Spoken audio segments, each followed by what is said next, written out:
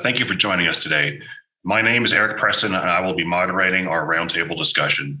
We all know about the recent events that brought us together today, and our hearts go out to those communities dealing with these tragedies.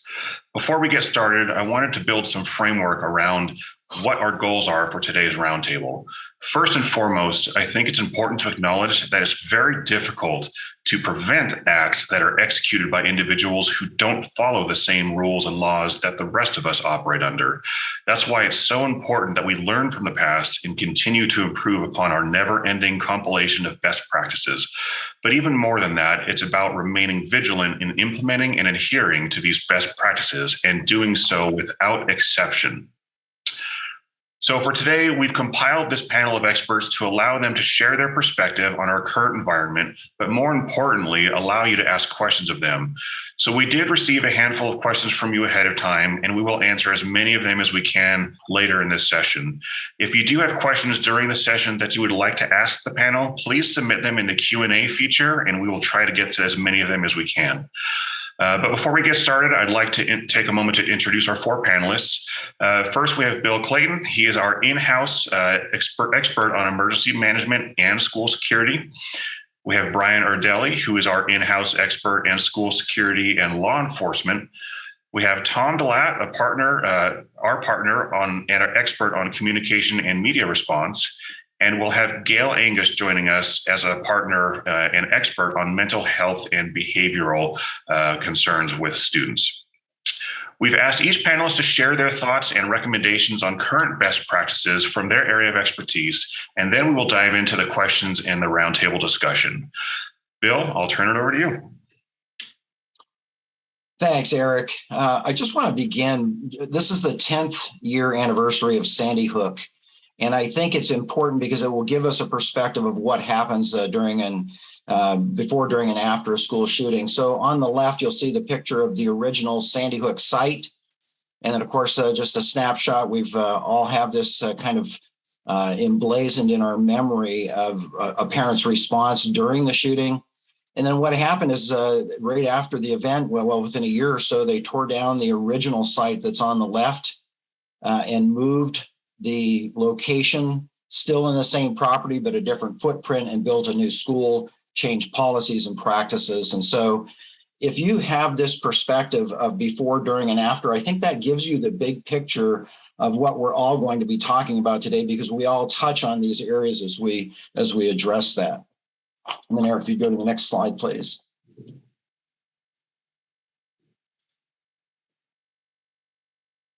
The big picture. So before, and if we can remember, yes, we should have emergency operations plans. And in California, we have comprehensive school safety plans. The plans aren't just a document. It's really, to me, much more about the process you go through when you talk with your community, when you involve people. Having partners in that community is much more important than having a completed document that you can say, hey, we've got this document. The plan should follow, as Eric mentioned, current best practices, which means if you're not including things that have happened within the past 12 to 18 months, then you're not really having a current best practices plan, because things change. And we know with every event that we've had, starting with Columbine up through the most recent event, things are going to be adjusted and changed based on what we learn from that. The plan structure has to make sense to the people that are going to use it. If you just have a complicated plan that nobody can follow, that's going to be a problem. And then the plan also is really the primary learning instrument that guides all of our training exercises. And then, yes, unfortunately, the real life events. So that's the before phase. During the event, this is where we get measured. So the effectiveness of planning and training are going to be demonstrated real time, whether we like it or not. And that's what's going to happen. So if we had a policy, some kind of regulation or plan that says, this is our standard that we are going to operate on, we're going to be evaluated during this time. We're going to be evaluated on how well we met that standard that we said we were going to follow. And I'll just give you an example. If you had a door lock policy that says when classrooms or any rooms are occupied, you're going to have the door locked and secured. If you have that policy, but it's not followed effectively, you don't, go out to make sure that's really happening, then that's going to be the weak link in this whole process. I think another part of that is we're being watched and evaluated, at least nationwide. The minute this started, I can guarantee you there were news people that were on this because they're monitoring all of the channels, all of the social chat websites and media, and they're all over this, and they're going to show up at that school site, and you're going to be under a magnifying glass when this happens, which kind of bumps back to that's why the before is so important. And then finally, the after. And here's the thing about active assailants. Recovery has no predetermined timeline and few metrics. They interviewed parents this past week on national news from Sandy Hook, getting their reactions to the Texas shooting. And I can tell you it's still raw. And this is 10 years later. And there are still strong emotions that go on and that happen when this is reminded to some of those folks at Sandy Hook. For example, what about planning for spontaneous memorials? Have you included that?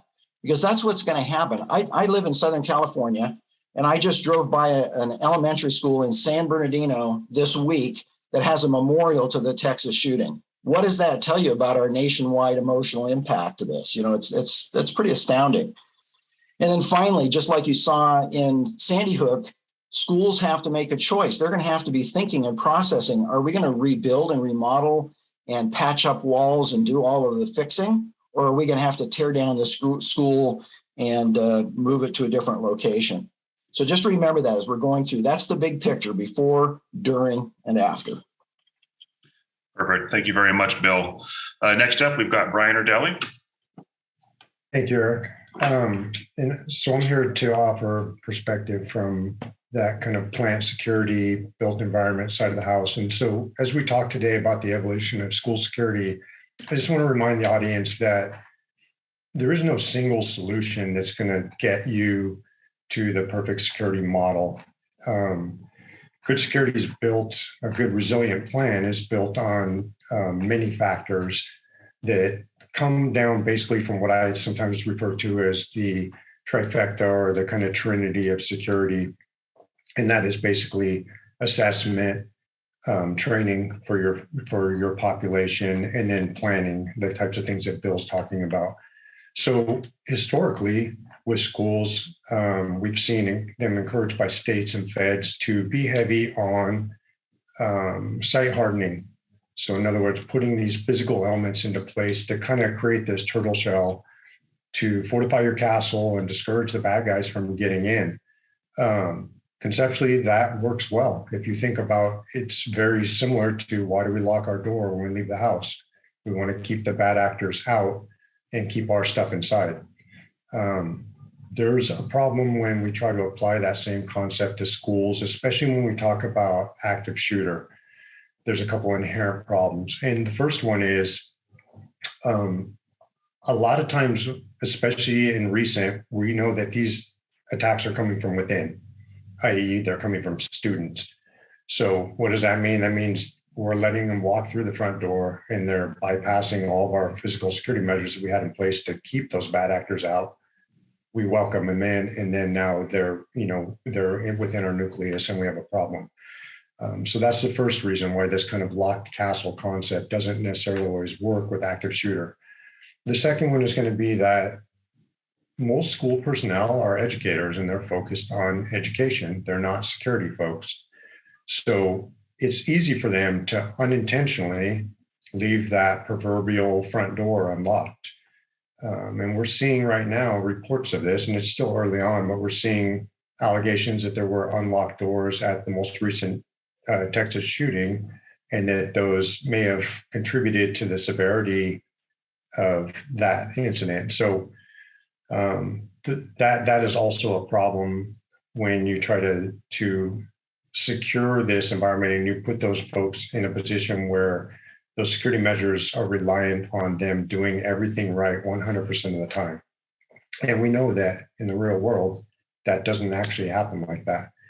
And we know that ultimately physical security measures, they have to be employed correctly all the time, or they're not going to be effective.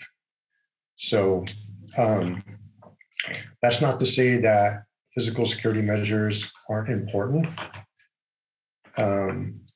There's a time and a place, and things outside of active shooter, then certainly those are effective.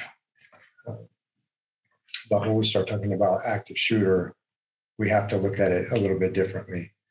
I think primarily if we're talking about affecting school shootings and reducing the severity of school shootings rather than trying to impact the number of casualties associated with a school shooting, then we really have to start placing more emphasis on the behavioral health piece. And we have to start looking at those red flags that we know are there in every incident and get better about identifying those and having processes in place to deal with those so that we can stop that threat before it actually, becomes an incident.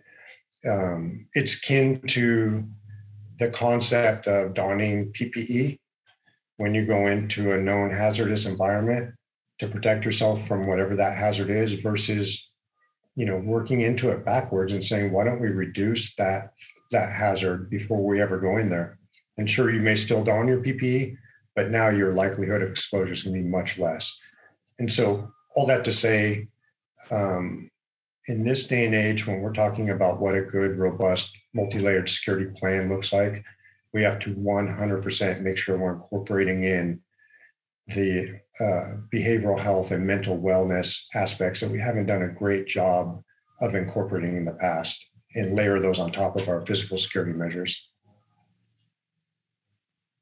Great. Thank you, Brian. Next up, we have Mr. Tom DeLapp. Hello, everyone. Glad you're in on this. This is an unfortunate thing that we have to keep talking about, but this is going to be with us for a long time, I guess. I have 10 things that I want to mention to you, but I also have some key points that I'll try to make along the way. One of the observations from this shooting in Uvalde was a real challenge to the idea of you had training, but it didn't seem to apply. There were images of the police force for the school district going through active shooter drills in February, and then here they have a shooting in May. So translating your actions that you get in a situation, that training needs to be very, very real. For example, the police chief decided not to have internal communications inside the building because he left his radios outside. Was that not practiced? So now that's going to become a risk liability issue for you. Failure to adhere to your training mechanism will become a challenge. And I'm not a lawyer, but I deal with lawyers all the time. And what's going to happen is they're going to say, your training didn't work. You claim you did training, but it didn't work. So translating training into actions becomes a really important thing for you to consider. Obviously, the first 30 minutes are absolutely crucial. In fact, one of our questions that popped in was, the first Twitter post was 36 seconds in one of the high schools that had a shooting. Social media is going to dominate the whole activity, and your first 30 minutes become crucial because that's when you're mobilizing, you're trying to gather information. And so when you rehearse what you're going to do in training, it better be done within 30 minutes because the confluence of parents getting information, law enforcement being notified, confusion as to what's happening, people getting to distance, you're going to end up that starting to play out very, very quickly. So keep in mind the time pressure you're going to be under. Then the issue raises as to who speaks for the schools. I don't know if you noticed in Uvalde, but the school district didn't say a word for several days. They were speaking internally, but publicly, the state and federal messengers, if you will, muscled their way into the public debate. You didn't see the principal of the school on camera. So who speaks for the schools? In the first couple of days, you're going to end up with governor coming in. You're going to end up with, statewide people trying to be the spokesperson. We ended up with congressional representative, state legislative representative being the only spokesperson who was kind of saying anything about the schools. So understand that when we are dealing with this kind of high profile pressure cooker issue, people will come in because it raises visibility. And I think you have to be very cautious as to how your protocols play out. Do not let other people speak for you as a school district. You need to control your own narrative and your messaging. And not saying something is not an option. You have to be out there. The fourth thing is the blame game kicks in very quickly. Here's one of the things that I'm concerned about is that communication is going to have to occur while everybody's searching for the villain. We have two villains in a situation. The first villain is, in every high profile, you've got three players: victim, villain, and a vindicator, the hero.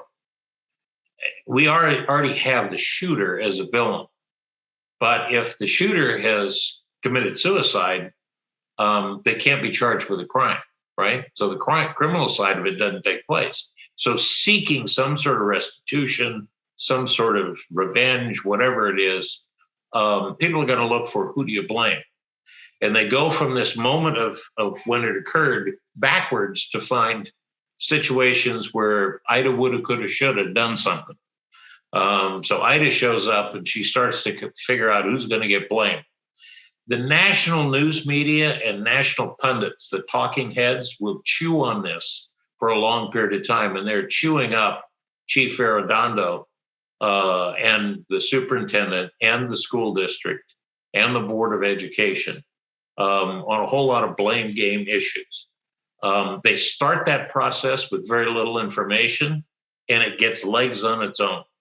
So understand you're going to need to play strong defense and know what you knew about the shooter or about a person who's coming in to be a disruptor in your schools. Because that's where it's going to cost you lots of money, because right now we are in kind of an arms race on these settlements. It's everything from sexual misconduct to settlements regarding health and safety issues to active shooters. They will come back and they will seek large amounts of money. And in fact, I mean, you look at the gymnasts now that are suing for $1 billion. I mean, and juries which are awarding, hundreds of millions of dollars. They're looking for someone to blame: the villain, the victim, and the vindicator. Your job in communication is to be somewhat of a victim, but more than anything else, to be a vindicator, that you did your things right. Your command center communications have tremendous breakdowns. And what I noticed was that it didn't really appear that they had good communication, what I call inside out and outside in. They weren't talking to each other. They didn't know. And at least they weren't making it apparent. There are systems that you can be using which really amp up the capacity to talk from the inside of the building outside. Catapult's one of those things that I was familiar with. So I would really look at how your command center can communicate back and forth. I also think that you need to have self-executing roles. Who's doing what, where the command center is. Most of the SEMS and state stuff designates the principal primarily as the command center, the incident commander. But yet you have districts coming in very quickly to assume that role. Do you have a seamless transition as to who's going to be responsible for that? Who's going to be doing what? So I think that the command center communication, the idea of leaving your radio out to make you so that you couldn't communicate with anybody was a serious mistake in the problem. The other part is they actually said that radios don't work all the time in those buildings. Well, in that case, you've lost that connection. And that is one of the things that hurt us in the past in a lot of shootings. We didn't know what was going on inside. And now we're getting that ricocheted off of 911 calls, social media posts, but we're not getting a one-to-one directly communicating from the inside out and outside in. Next slide. I think what you're going to have is very conflicting social media accounts. The news media has sort of flattened out, and they don't have the resources, and they're not capable of showing up quickly in emergency situations. But once they get there, they elbow everybody else out of the way. The national does that to the state does it to the local or regionals, and the local people kind of end up having a hard time getting their microphones in. But the social media aspect of this is that everybody who's involved in the situation has a perspective, and they share it, and they expand upon it, and it breeds a dialogue and a conversation that's going on. Much of that social media is very perspective oriented. It's going to come from somebody in some place who doesn't have the bigger picture. But those images become part of the public record that's coming out. And they will oftentimes conflict with official designations of what's going on.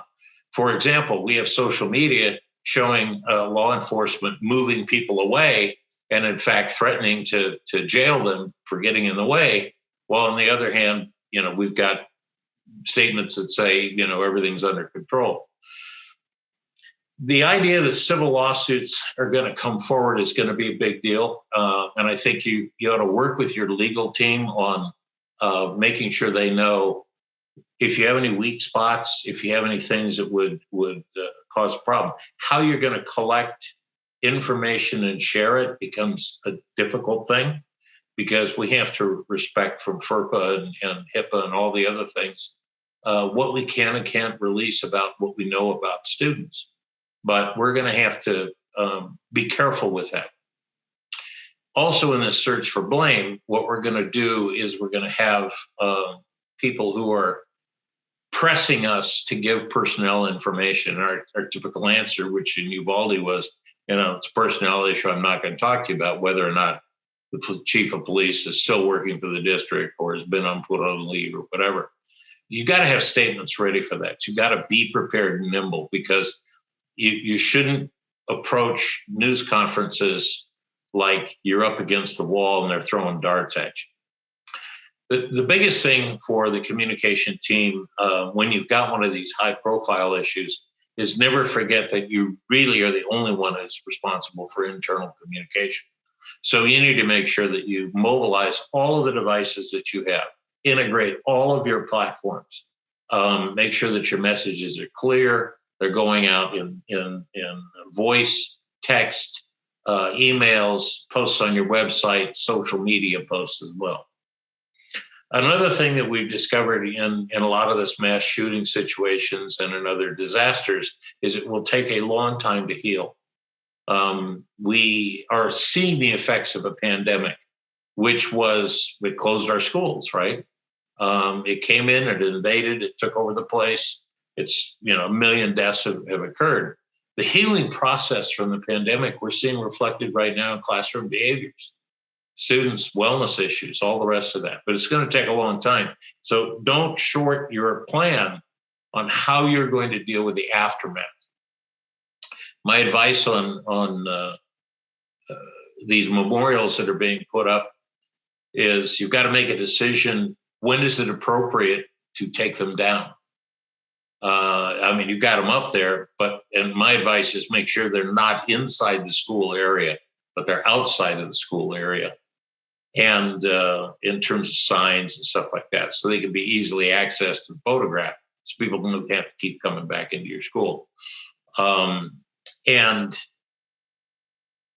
the rule of thumb is usually once the funerals are all finished, then an appropriate time, depending on the level of grieving that's going on in the community, you can find ways to remove those. Have a protocol for what do you do you give materials to the family? Do you give materials to, homeless shelters in terms of stuffed animals and things like that? And the final thing is, in Uvalde, they have a one-person communication officer. And it became readily apparent that she was swamped. And so the Texas School PR Association began to bring in people.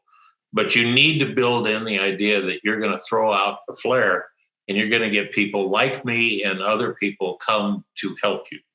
There's a cadre of us that have dealt now nationally with school shootings, and it stems from Columbine with Rick Kaufman, and he called me into that situation. So now what we've developed is a pool of people who unfortunately have expertise in this from a communicator standpoint. Do not be afraid to ask for help. You can't do this alone. If you close down, you will be swamped over because the communicator in a small district is also a victim. What I learned in the campfire when I was handling communication for Butte County Office of Education was that we had victims helping victims. And when you do that, that's a tremendous amount of mental health pressure on those people. So I would make sure you call for help. The only other thing I would say is make sure in your planning process that everyone on your team, in your administration, at school sites, knows what their job is, whether that's a teacher or a custodian. I mean, should the custodian have been charged with, I need to show up at the school with all the master keys and have them on a board that I can give to people? I mean, plan your job descriptions for everybody. You need to have an emergency plan that says, this is what you do in the first 30 minutes. It's self-executing is what I call it. And now with the feds coming in, with hopefully some gun control legislation that's coming on, what we're going to end up with is some demands locally for things.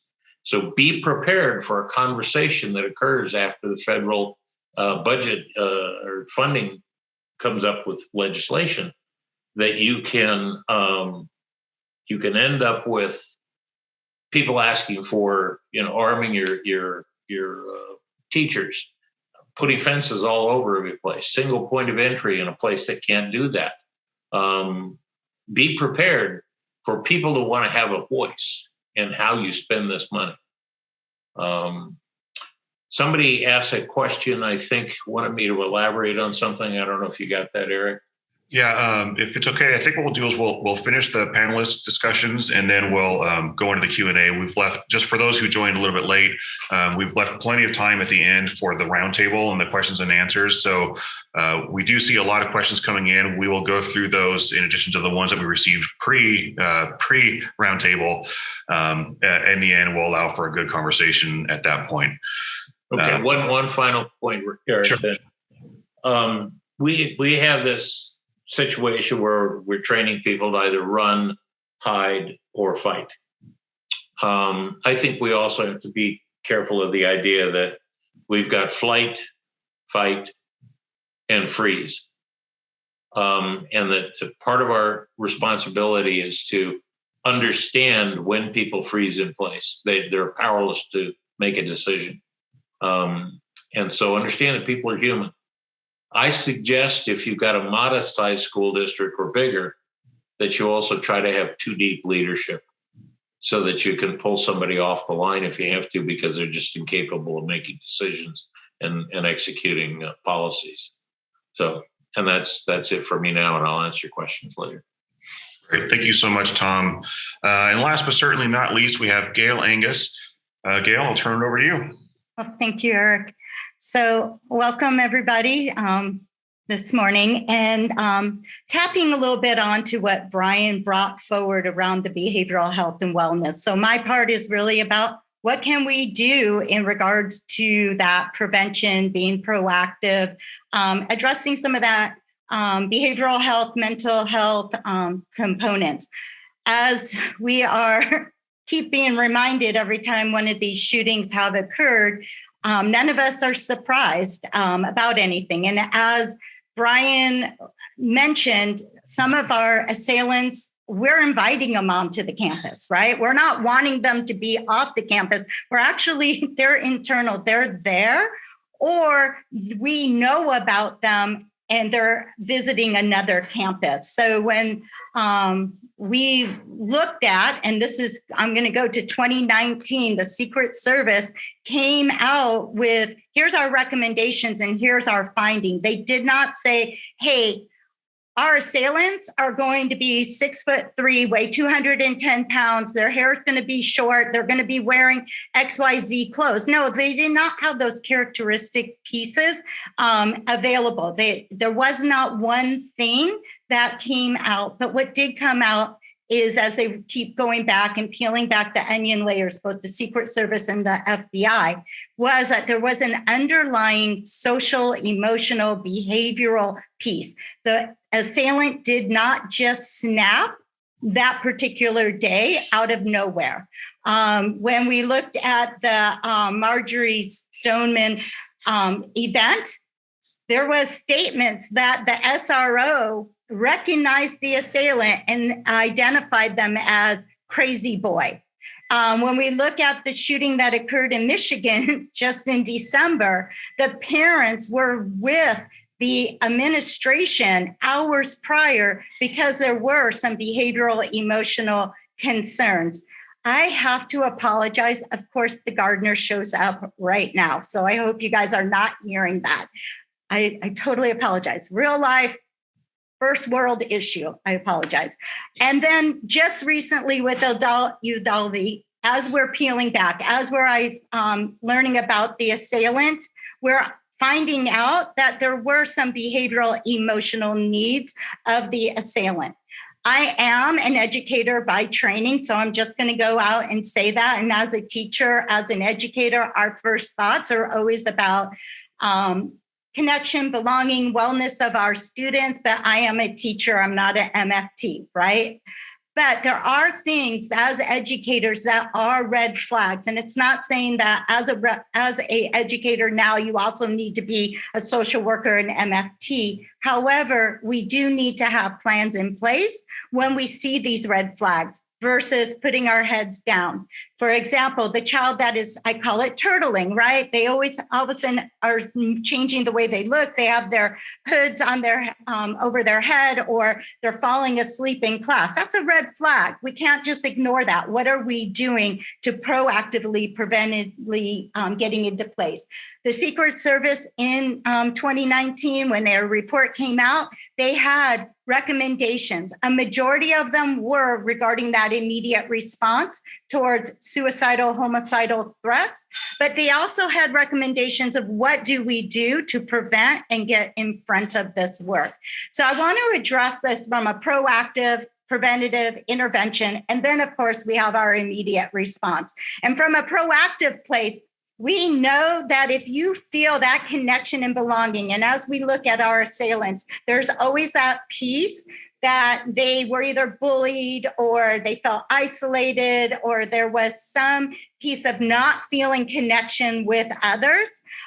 So how do we create those safe, predictable environments that all students know how to engage in? They know what's expected of them. We have a plan in place to teach those social skills if a child does not know how to negotiate them, so that they don't become isolated and they are not picked on. But we also are developing that connection and that belonging. Do we have a culture where every child or even every adult feels that somebody recognizes them?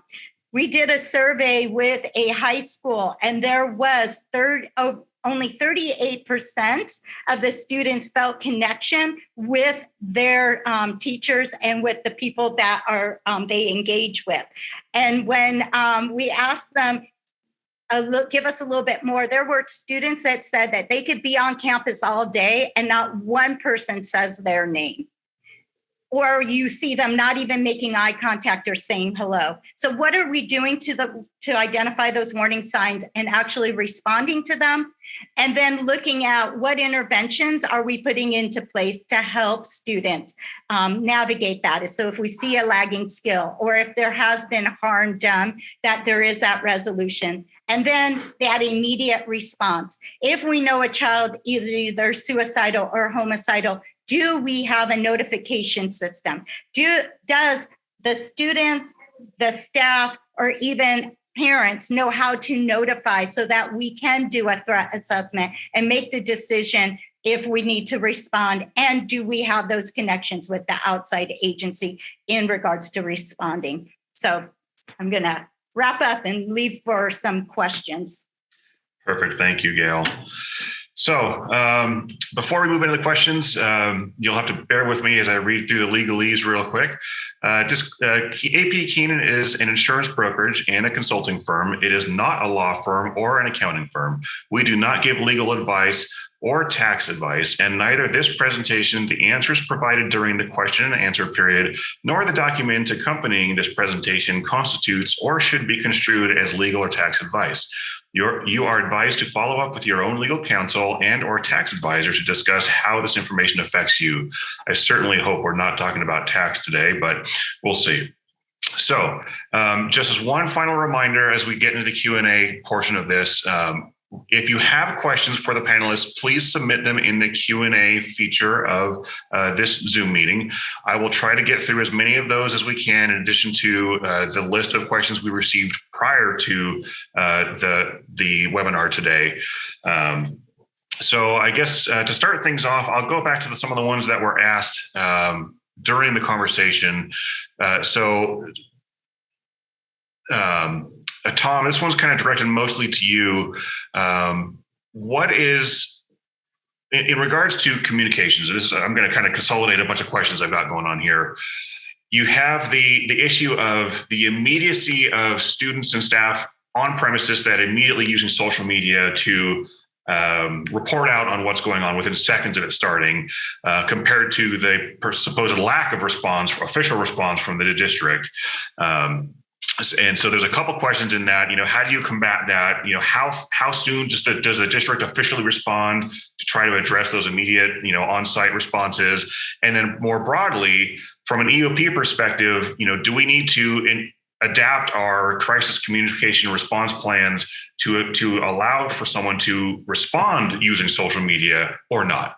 So multifaceted question there, but let's start there. Let me go ahead and start then. First of all, understand that the way people are going to get their information who are parents and who are not baby boomers are going to get it from social media. And so what they're building is a body of knowledge that's rapidly coming at them, that's raw, it's unfiltered, it's incomplete. And so it's going to happen. It's instantaneous coverage. It's pop-up. People end up picking up their cell phone and they become a correspondent for whatever news is going out there. News entities will be harvesting images that appear and try to get access to use those. My advice is your communication aspect of your emergency response plan needs to have a designated individual who is watching that traffic and understanding, because they become a source of intel and information to feed into your emergency operations center. They are helping bridge the gap between what's happening inside and what's happening outside. They will also alert you to messages, things which are emerging, people which are going to be saying things. Well, I know the district didn't do this. So yes, I would have someone who's in a designated spot. And the other part is that that's where most of the messaging is going to occur very quickly. If you don't have someone because you're too small of a system, then figure out who you can bring in, drag in, as a volunteer, if you will, who maybe sits on your foundation board or their community partner or something, but they're adept at social media, because that's where the messaging is and the narrative is going to start to be created very, very quickly. I hope that's helpful, but yeah, I'd build it in. Perfect. Thank you, Tom. This next question actually dovetails into a little bit of that, but also into another question. So I'm going to try to, again, kind of consolidate a couple of questions. The concept that there is a way to take advantage of technology, whether it's instant communications of social media, geofencing is the question that came up here, where you can monitor communications in a certain geographical parameter. And then along the same lines, that using things like CCTV or your surveillance system to immediately monitor and respond to law enforcement of what's going on, where it's going on, things like that. So the overarching concept of using technology to then communicate with responding law enforcement. Pros and cons, thoughts on rely on that one way or the other. I think this is a lot on Brian and the law enforcement side. And then, of course, Tom or anyone else who wants to answer. But maybe, Brian, if you want to take a first stab at that from a technology and law enforcement response perspective. Yeah, absolutely. We're of course supportive of the involvement of technology, and there's a lot of benefits there. I think the one thing is, and I think Tom mentioned this earlier, be careful on reliance on those things and make sure that you've trained appropriately ahead of time. I can give you an example of one that comes to mind when we talk about visitor management, which came up earlier. That's valuable, especially when we're talking about keeping that shell in place and keeping the bad guys from coming in. If we look back to the San Bernardino shooting, which I believe was Cedric Anderson, where he came, estranged husband, assaulted his wife with a weapon, caused a lot of trauma there. That could have had a different outcome had they employed some type of visitor management there, where they could have had internal databases and they could have known that there were existing issues. Instead, what happens, he challenges the perimeter. That's very secure. So he walks right through the front door. They sign him in. And then with their permission, he goes to the classroom and executes his attack. So that's one example of where technology could have changed the course of that incident. Another one that comes to mind, recently, I just saw a bunch of footage on one of the recent school shootings where they attempted to use the video surveillance system in real time during the incident to feed intel to the officers that were trying to move to contact at the front of the problem. That became an issue because they had never practiced that. So there was issues, like Tom mentioned, with radio comms where they weren't necessarily getting the time or the information downstream timely. There was issues with knowing how to run the system, knowing if there was latency in that system and things like that. So what they were effectively doing was pushing stagnant information downstream. The shooter had moved and they were sending resources to somewhere where the shooter wasn't even there. All that to say, yes, we support technology. I think that it can take things to the next level if it's executed properly. But these are things that have to be spelled out ahead of time. They have to be practiced. Everybody has to know their role. You literally have to dry run this stuff and make sure that it works the way that you think it's going to work before you roll it out. Hey, Brian? Go ahead, Bill. Yeah, just want to add something to the CCTV. There are certain privacy laws that are going to restrict where you can put your cameras too. So if you're thinking you're going to rely completely on cameras, they'll be in public areas. They won't be in any private areas or areas that would be presumed. And again, this isn't legal advice, but just keep in mind, you're going to be fighting against that. And that does greatly restrict what you can actually see. Yeah, thank you, Bill. I want to chime in here as the acting risk and safety portion of this group. The technology component, to Brian's point, is always good to evaluate and implement, with the big caveat of, if you're going to do it well, right? And Brian touched on that. One of those examples, going back to the question, is with geofencing technology. It's great technology, but it only works as well as you monitor it. So if the technology is filtering for keywords and filtering for certain communications and then reporting that to someone on your staff, that staff has to know what to do with that information and respond to it appropriately.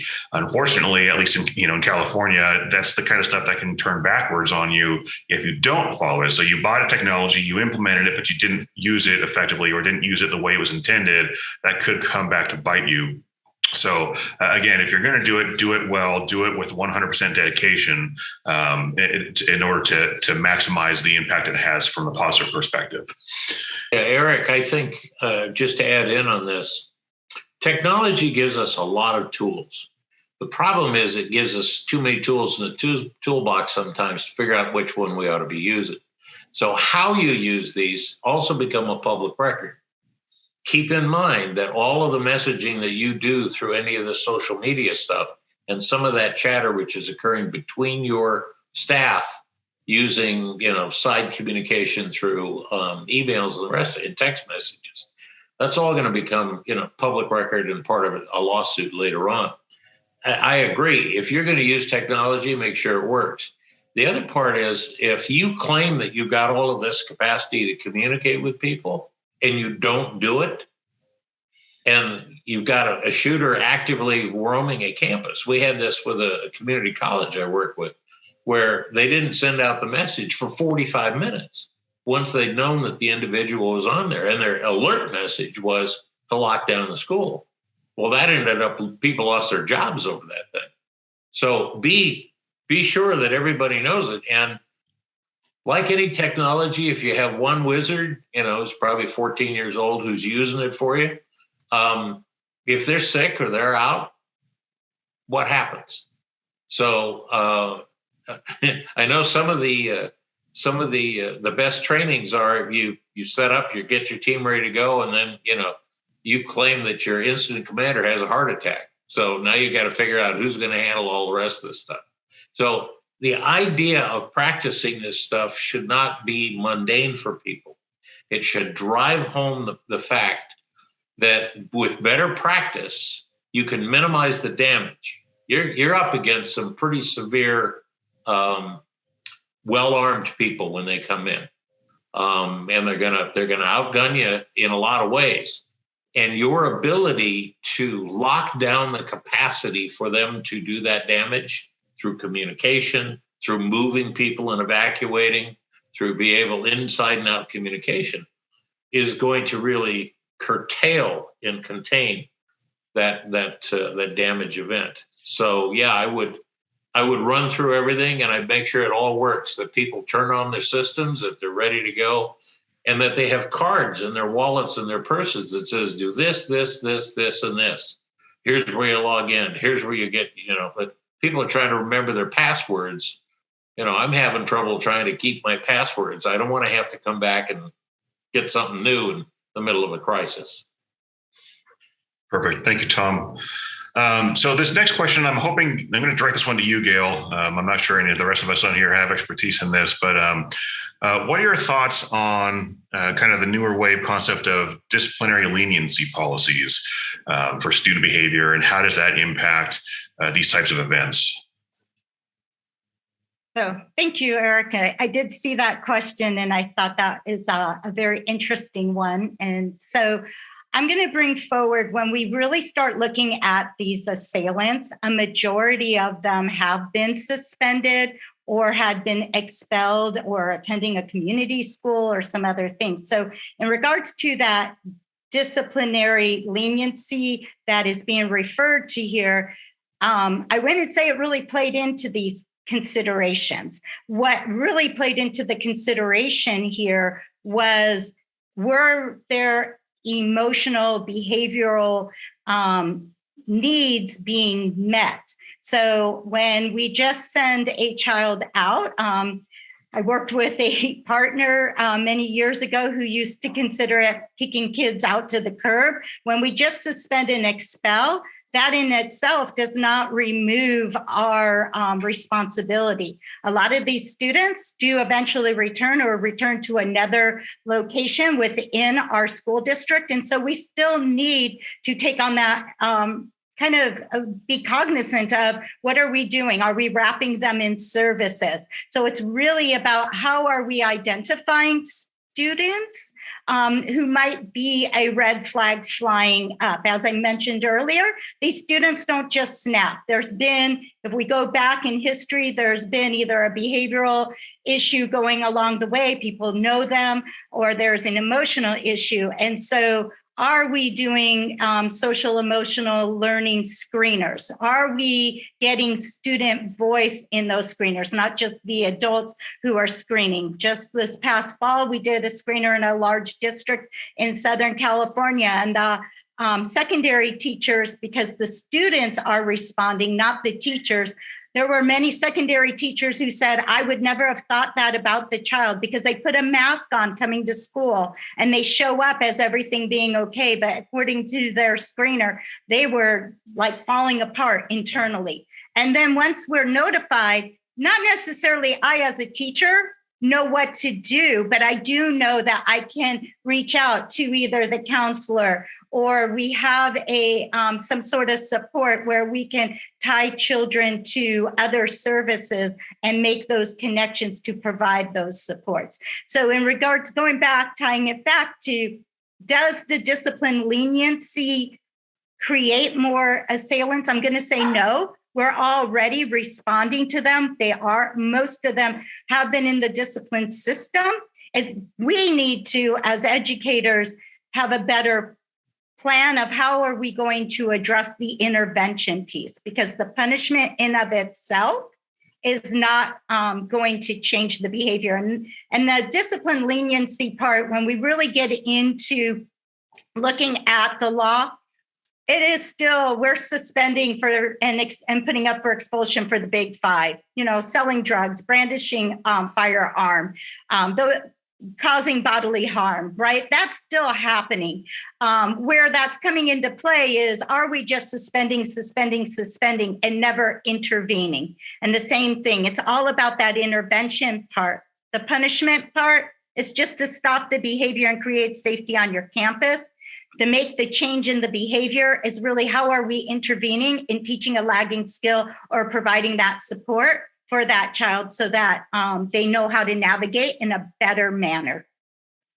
This is going to be an important issue for you guys in terms of not only the federal dialogue on the anti-gun gun control legislation, but it's going to be an issue with parents. And it's the issue of whether you have counselors, you have social workers, or you have SROs.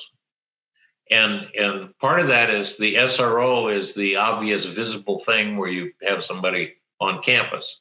Then the question is, do they have access to weapons that would help them and shields and the rest of that stuff? The SROs, for the most part, police the campus. But the issues that Gail was just talking about, many of our counselors are tied up with academic counseling. And then they're being asked to deal with all the social, emotional, mental health problems as well. So make sure that your staff has a blend, if you can, of people who have experience in dealing with kind of the social worker aspect of this counseling. Just to say you have more counselors is not necessarily going to be that they're tied in as the filtration system that keeps the problem, from a preventative standpoint, keeps the problem from getting worse. That they know how to essentially red flag, if you will, behaviors which need to be brought into the emergency response plan venue. So I really am promoting a lot with early intervention and getting these kids who are kind of scrambled eggs right now because of the pandemic off of this thing before they get armed. So before we get them to the point where they're thinking about a plan and arms and the rest of that, we need to intervene. Thank you, Gail, and thank you, Tom. I'm going to take some liberties here and again combine a few questions because I think they're all similar.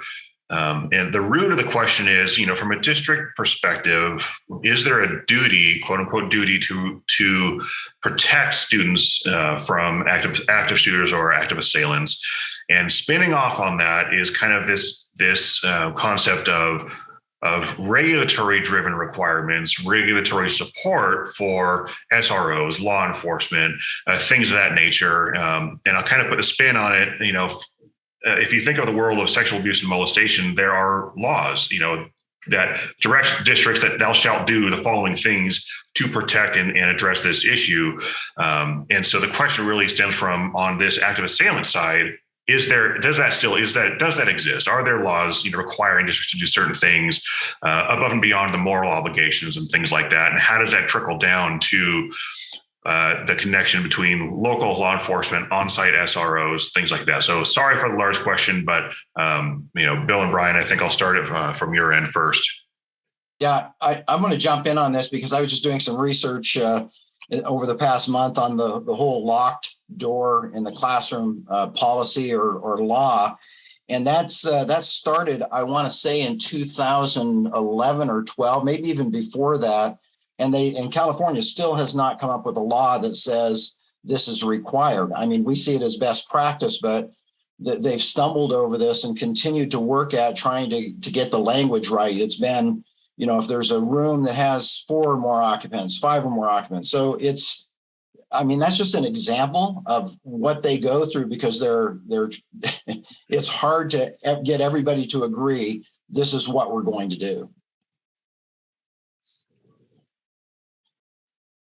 Perfect. I'll just follow on with, I agree with that, Bill. And Eric, to my knowledge, obviously there's no requirement for that at the highest level. Obviously there's the moral issue of it. When you look at the folks that we plug into those spots, like you mentioned, SROs, obviously there's additional training for them. They attend additional post-training modules to be able to work in that position. But ultimately, we come across many schools that don't utilize SROs for one reason or another. Sometimes it's cost, sometimes it's other issues, but no requirement for them to necessarily have them there. And then playing off of Tom's, we could probably do an entire segment on whether that's valuable having them there or not. But I think my professional opinion, the more layers, the better. And what you find with a lot of folks that work, for instance, in an SRO position, they are there in a law enforcement capacity, but because they've had the additional training, there's this kind of overarching sense that they're more than just an officer on campus. They create relationships and conduits to these kids that a lot of times open up a lot of things that they wouldn't have necessarily done. So I think it's valuable. It's definitely a layer in the overall plan. And yeah, with that, other than that, I don't know of any requirements that would require districts to comply with that. And I think it's important to point out, and thank you, Brian and Bill, taking a step back in the bigger risk management picture, obviously districts have a duty to protect students, in kind of the care, custody, and control perspective to a reasonable degree. So there's that component too. But it's talking about kind of the SRO component and the counselor component. There's a general concept of the hierarchy of controls in overall managing any kind of risk. So if you kind of look at that inverted triangle, you have the first concept is to try to eliminate the hazard to begin with. And Brian touched on this earlier. The primary objective, at least in the ideal world, is to eliminate the hazard to begin with. So that goes to the true prevention, the true address the root cause of what's causing these incidents to occur. If you think of it, and I'm not advocating it from a negative perspective, but if you think of an SRO perspective, in that hierarchy of control, you're now just putting more on that kind of physical barrier, almost PPE portion of that triangle, right? You're fortifying your ability to defend against the hazard as opposed to trying to address and eliminate the hazard to begin with. Now, again, please don't take that as saying don't have SROs or anything like that. It's just also consider where that falls in trying to truly prevent these things from occurring, and where there are other aspects that could, in theory, prevent them from occurring to begin with, or at least try to prevent more of them from occurring to begin with. So just food for thought from that perspective. So we're getting. I think, Eric, just to jump in on this one. The number one thing that parents care about more than anything else in the world is when their kids are at school, are they safe? Everything else pales by comparison. When I give my kids over to you for 6 to 8 hours a day, can I feel secure and confident that they're going to be safe where they are? Safe from drugs, gangs, violence, safe from asbestos, safe from sexual abuse? Are they going to be safe? And if you take that 30,000 foot look that says, am I creating a condition that in practice, if pressed, will in fact reinforce and convince the parent population and the staff that they're safe while they're at school and the kids. And so SROs should not be brought onto campus simply to be guards. They should be the eyes and ears. They should move around. One of the most beloved people sometimes in the school is a custodian. Why? Because they mix around. They've got kids. They're not just mopping the place up, but they're mixing into that environment. And I think it's important that SROs be brought on, not just to be standing there armed, ready to take on a shooter, but they actually are in the culture of the school. But if you look at that overarching, and I like the layers of security and the layers of how you feel safe at school, if you need a visible SRO and you can afford it, that may be one. I think that there's a detrimental reliance sometimes that if you put a guard out the front gate, that they're going to stop somebody with an AR-15, because that may be the first target that a shooter takes on.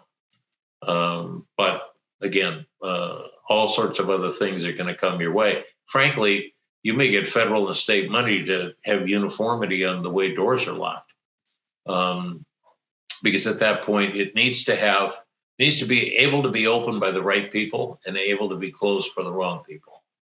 And it's a simple thing, and you'd think that technology and manufacturing and the rest of it, we could do that.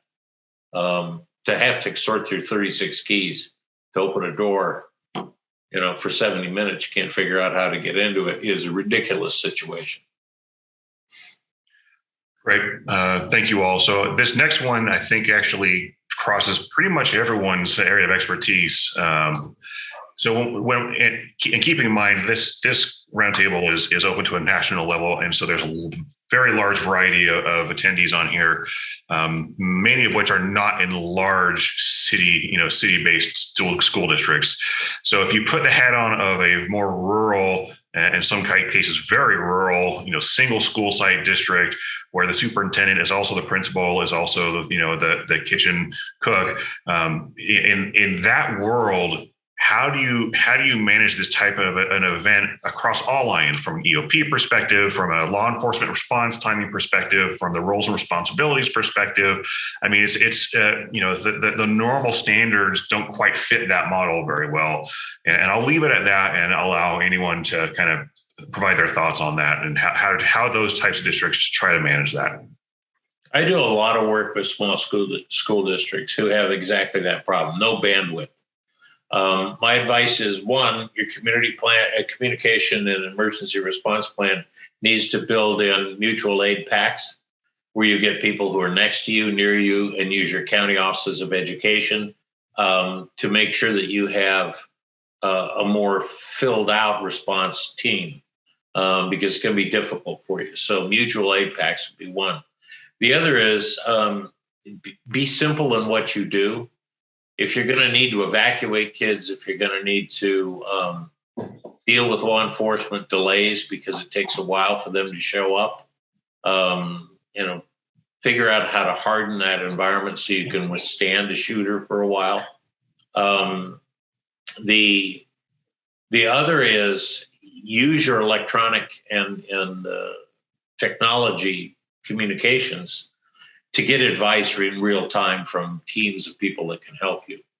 I've been advocating for a long period of time that groups like AXA and CSBA and CalSPRA and some of the others have rapid response teams that can be literally put up on a set of screens like this to help a superintendent in a small school district get advice. Now, it's hard because people who are not there don't know what's there, but at least they can give you advice on tactical things that you might be able to do. So I would I would think of your team as a small school district, of having people that help you that are bigger than where you are. Use advisors, use plugins, if you will, of folks that can help you very quickly. It's all going to break fast, and you don't have a way to deal with everything. Where as a small superintendent, small school superintendent, you are the lead substitute teacher and that sort of thing. So when you create a emergency response team, it's your face in every box. So, at that point, figure out how you're going to get that help and lock it in early. Go through a practice with it. Who will I call? Who will help me with maintenance and operations issues? Who's going to help me with understanding my facility? Who's going to help me with, reunification plans and creating situations where I've got buses that can come and move kids from one location to another? That's a very complicated thing because you can't do that yourself. And you need to have a lot of sous chefs that help you in the kitchen to get this done.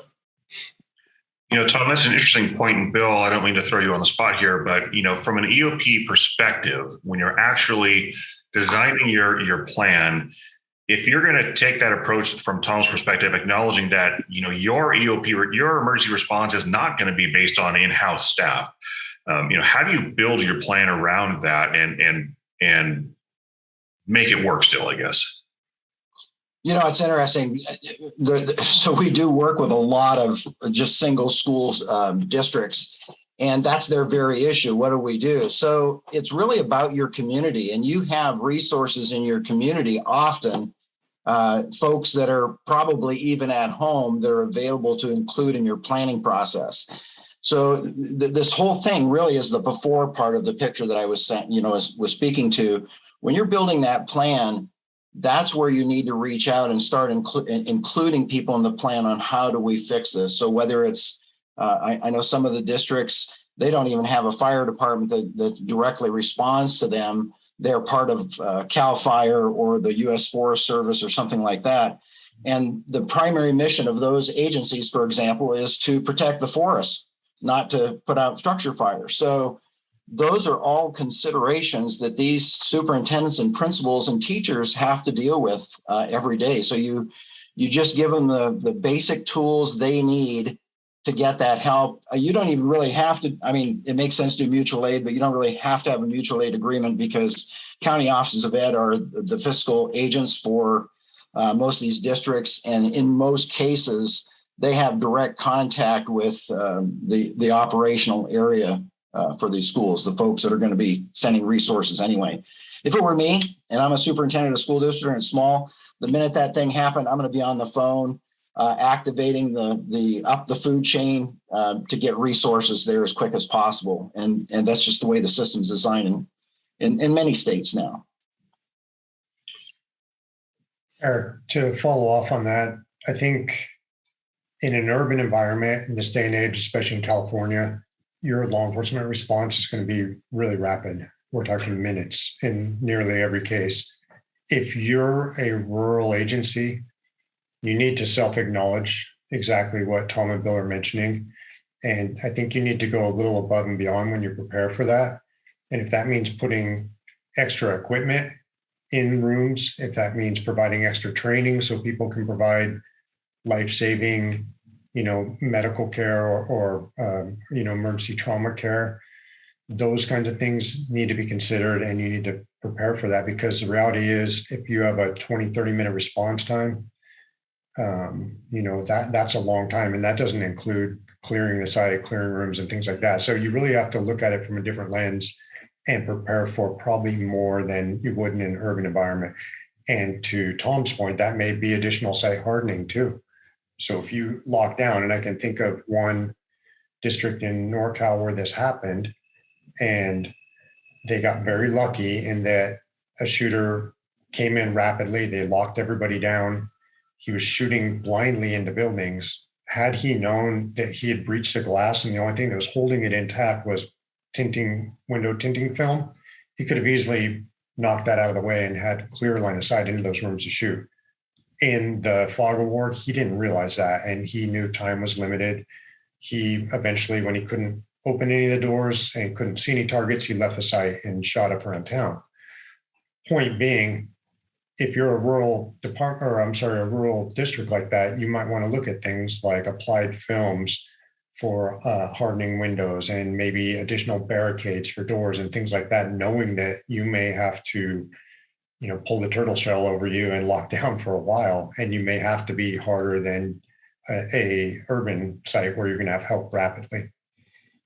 And Brian, to your point, you don't have to build a fortress to do this. That same school had just the regular wire cyclone fencing with regular gates. The gate happened to be closed and chained lock, shut. And the perpetrator was driving a little pickup truck and it got stuck in the fence. He had to break out the back window just to get out and get onto the campus. So there's a whole number of things that happened that were very fortunate. The school had practiced. The secretary, she heard some noises in the neighborhood, so she did the lockdown. I mean, these are folks that are empowered to act. And that's, by the way, that's another really good point. We develop these emergency operations plans sometimes thinking about the management level instead of, do we really empower every employee? Do we empower every staff member to activate the system? Because that's what it's going to take. It's going to take that kind of response and that kind of empowerment, and they need to feel that. Yeah. We have a lot of experience in the field with wildfires. And if you just take that experience from wildfires, how do you evacuate? How do you know what you got? How do you deal with that external threat very quickly? So we practice for that. Let's practice the same kind of skills. I'm sorry I interrupted, Brian. No, not at all. I was just going to play off of what Bill said, and that this goes back to what I said initially in my first little piece there, which is think about that trifecta that I mentioned, and that touches all the things that you guys are talking about. If we talk about assessment, that's looking at our sites and figuring out where our vulnerabilities are. And that can be physical, that could be this type of stuff that Gail's talking about. Do we have the programs in place to identify it? But doing assessment, having the planning in place and all the infrastructure like Bill's talking about ahead of time and practicing that, and then leapfrogging off of that, training to all that information and training your staff on how to react in these situations. If you can touch those three pieces and make sure you're solid on all three of them, you're going to be in a pretty good spot. And I would just say, again, put heavy emphasis on the getting out in front of it piece, which is the behavioral health wellness piece, because if you can intervene there, then we don't even have to talk about hardening the site. If we can stop it before it ever, hits critical red, that's where we want to be. And I just want to tie in from a behavioral health perspective in regards to the training.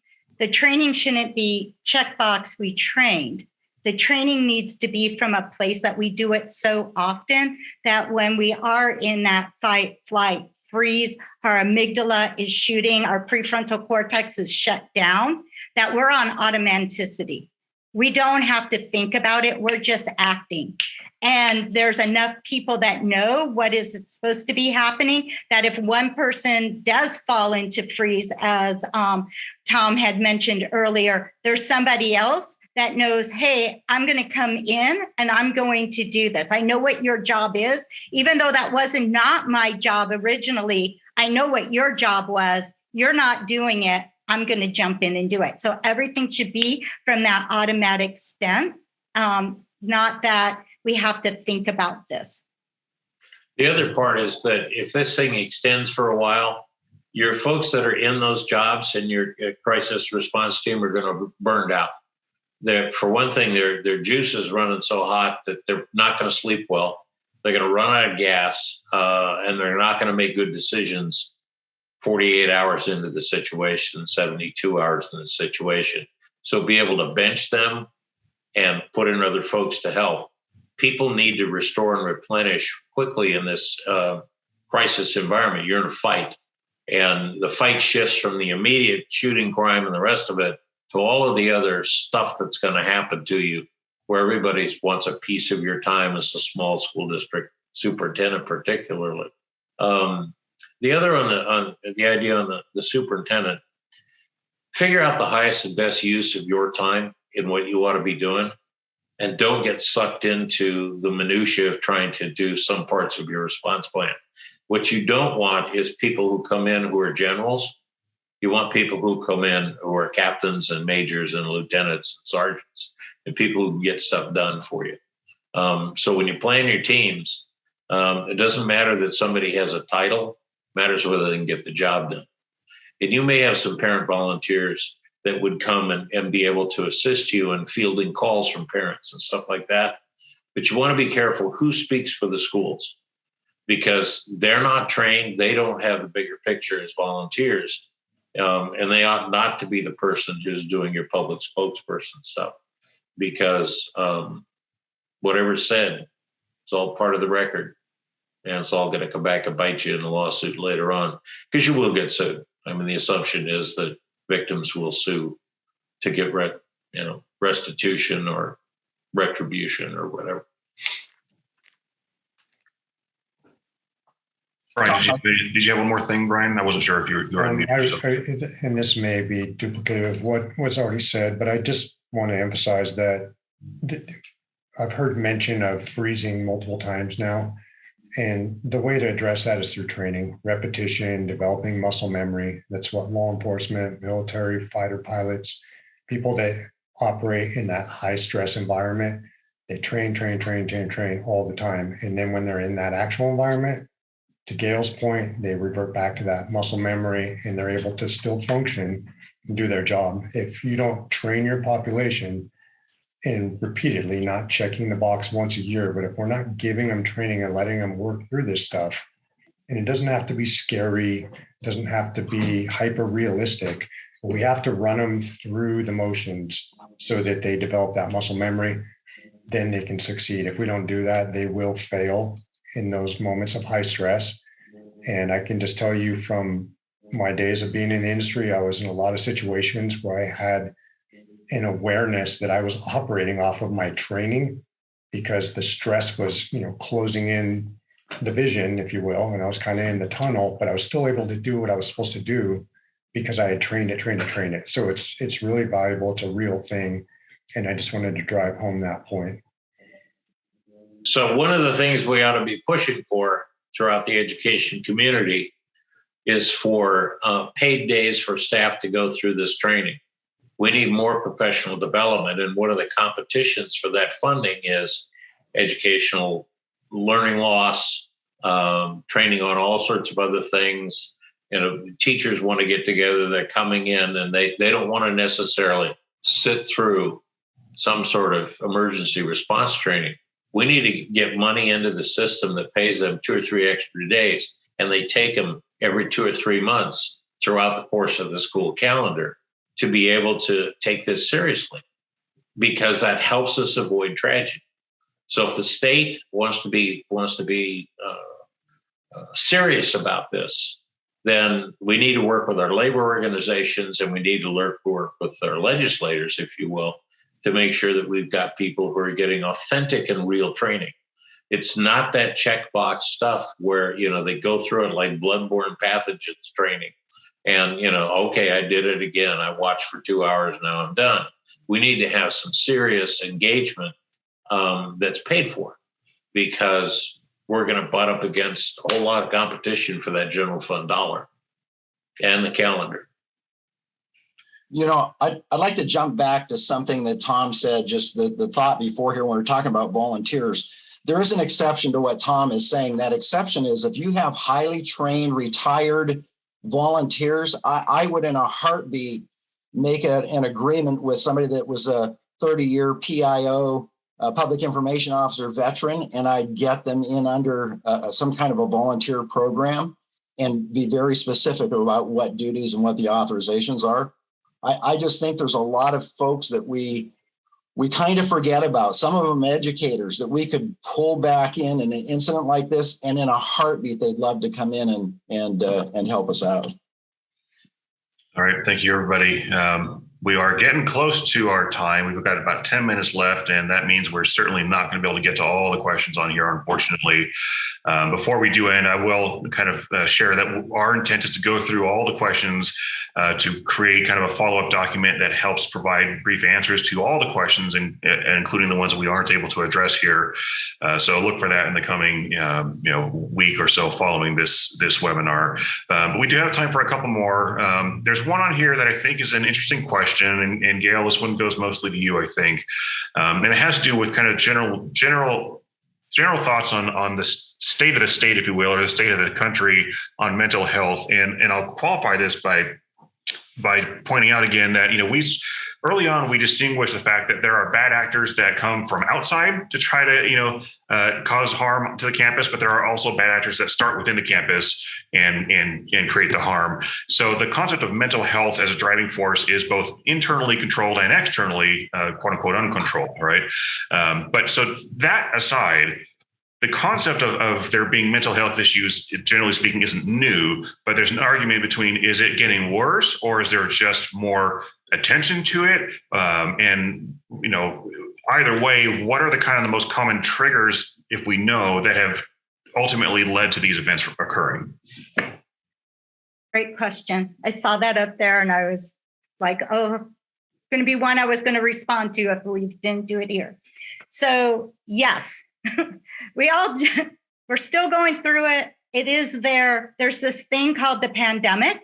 So if any of you have been looking into adverse childhood events called ACEs, that is an event that creates trauma in a student. It could create toxic stress. So I'm just going to bring forward in March of 2020, as a nation, as a world, every individual went through a very toxic, stressful event with the pandemic. And it just kept hitting over and over and over and over again. And as adults, we were going under a lot of stress. Like, oh my gosh, what does this mean for our students? What does this mean as educators? How are we going to do school? Oh my gosh, who's losing jobs?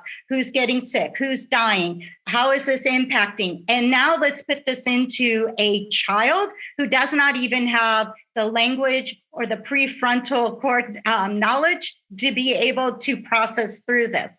And then we opened up our schools, and our schools were open, and then they were closed, and then they were open. And then you come back to school, and then you get sent home because somebody came to school and you were exposed. And it was all this back and forth.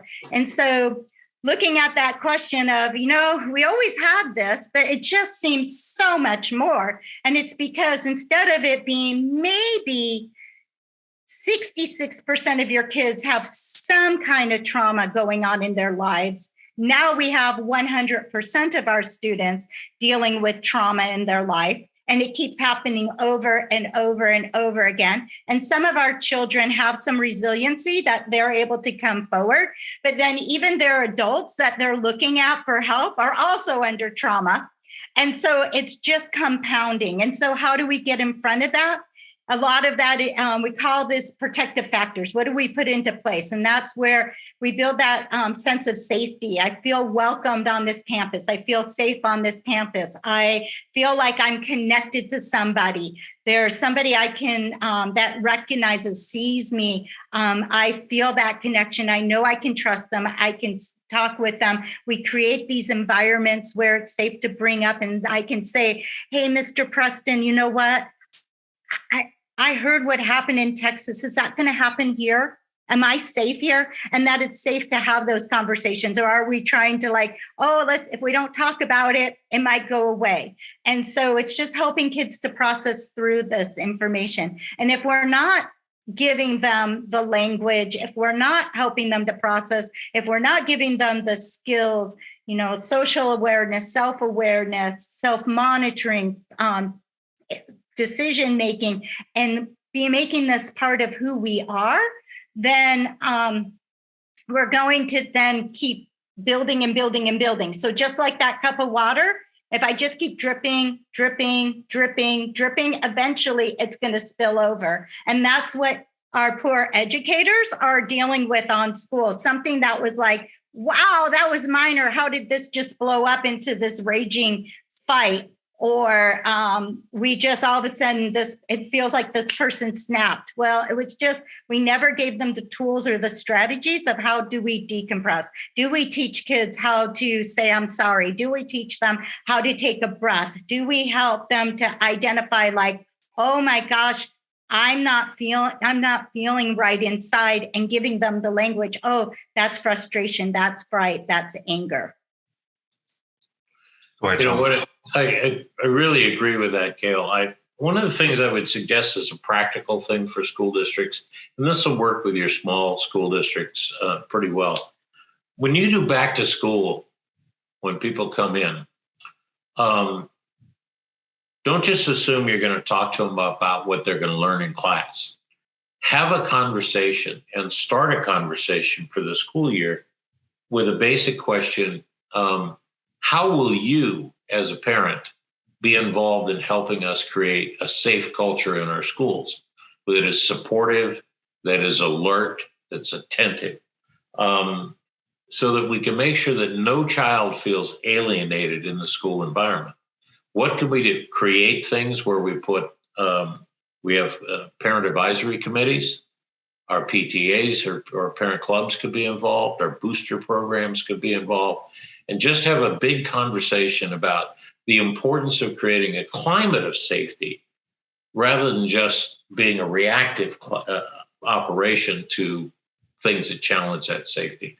So use your back to school process as a teachable moment on how do we keep our culture conducive to safety and learning.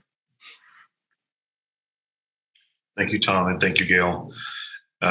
We're right up here at the end. I'm a little hesitant to ask another question because this generally leads to a lot of good conversation, and we'll definitely go over our time. I think maybe there's one question in here that's probably a good wrap-up question, which is kind of a really simplistic question is, what does the ultimate prevention model look like?